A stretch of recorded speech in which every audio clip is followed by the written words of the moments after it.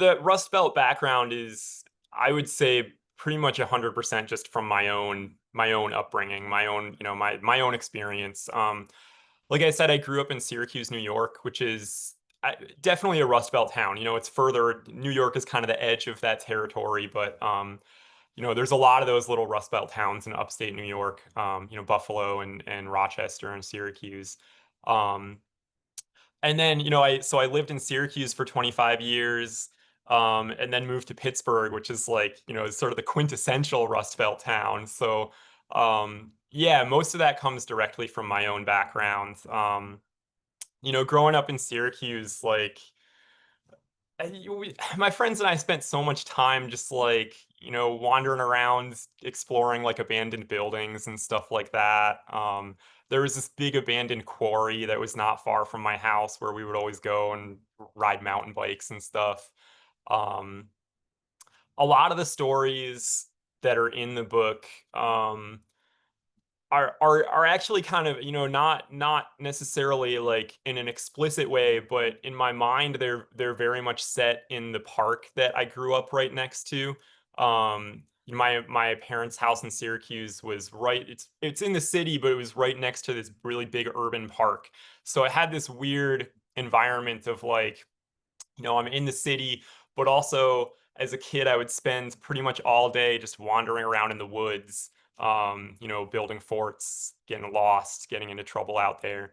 Um, so I think that's where a lot of the setting from a lot of the stories comes from. A story called The Familiar Dark, where there's a teenage girl who is kind of casing the neighborhood looking for a house to break into to steal stuff, and she encounters this old woman who's locked out of her house, and so this teenage girl is helping this old woman break into her own house.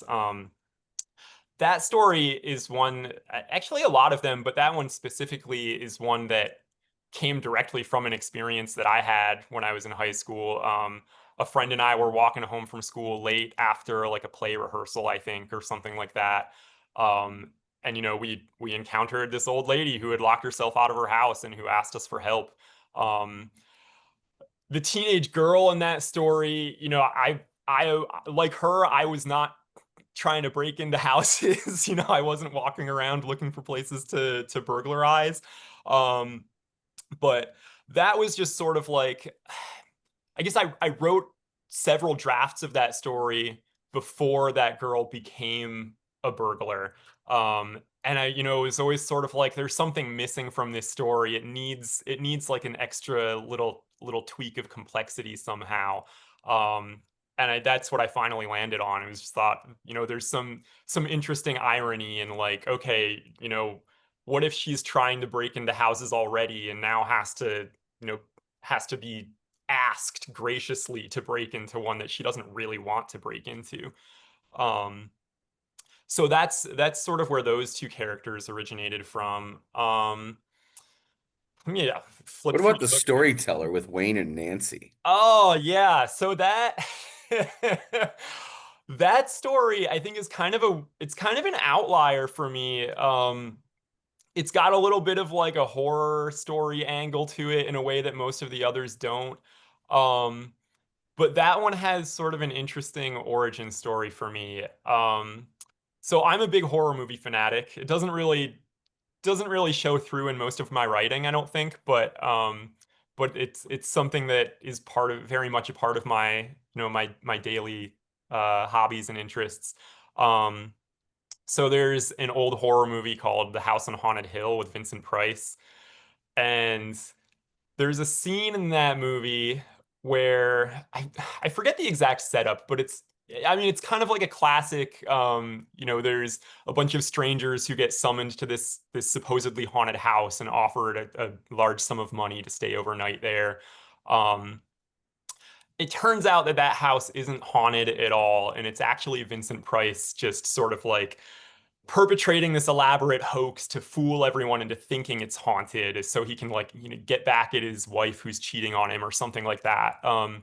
But there's this scene in it where kind of before you realize that all of that is what's happening, A character sees a skeleton, and there's this skeleton that's sort of coming across the room and menacing her, right? And then at the end of the scene, you see Vincent Price emerges from the shadows, and you see he's operating the skeleton with all these puppet wires. Um, and it's this really weird. I mean, the movie itself is pretty hokey. It's like one of the definitely like a 1960s midnight movie popcorn kind of affair.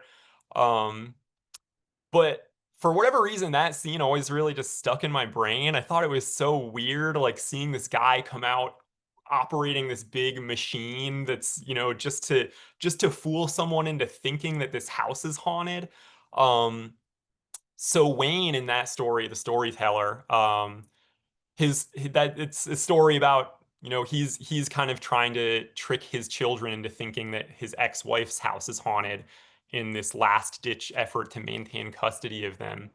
Um, so that story was very much just directly inspired by that scene with Vincent Price in House on Haunted Hill. I was really interested in just like how does a person get pushed to that point of this extreme sort of cartoonish elaborate hoax, where they're using all these props and kind of creating special effects, right? To trick someone into thinking that they're living in a haunted house. That was really the impetus behind Wayne. Um, and then I think as I wrote that story, I realized that that the sort of person who's going to do that has to be this sort of like sad, desperate, lonely kind of guy. Um, in my mind, he's very much like he's very much like a sort of like modern libertarian Trump voter sort of character. Where, he's just very proud of himself, thinks he's right about everything, thinks he has all these great ideas. But in fact, the stuff he's doing is just crazy and misguided, right? Um, so that's the story behind Wayne, I guess. It's kind of odd because in a way I'm not consciously thinking about theme when I'm writing, right? Um, Usually I have an idea for something that I think would be sort of dramatically interesting, and I start there and just sort of let the theme arise naturally as the story goes on. When I was putting the book together, I wasn't really thinking about theme too hard. I was kind of just like, okay, I've spent all these years writing stories. Let me choose what I think are like the best ones, right? And some of them like the prison complex or the prison system, right? That was pretty purposeful. Like I recognized, okay, I have these three stories that are very much about prison. I'll use those as sort of a backbone for the collection. Um, but for most of the others, it was sort of like putting them together and then sort of sitting back and thinking about like, okay, what are sort of the themes that are emerging from this group of stories that I've put together? So I mean, I knew I had a lot that were about childhood. And there's a lot of adolescent characters and um, kids who are sort of bumping up against the adult world or bumping up against situations that they're not really prepared to handle, right? Um, I saw that as a big theme. I saw also just kind of across the collection, just lots of characters who are put in these or who find themselves in these situations of sort of like having to watch someone else's suffering and not really being able to help with it at all, really. I think the childhood it gets wrapped up in that too, right? Because kids are often very ill-equipped, to help out with people, especially with adults who they see who are suffering, right?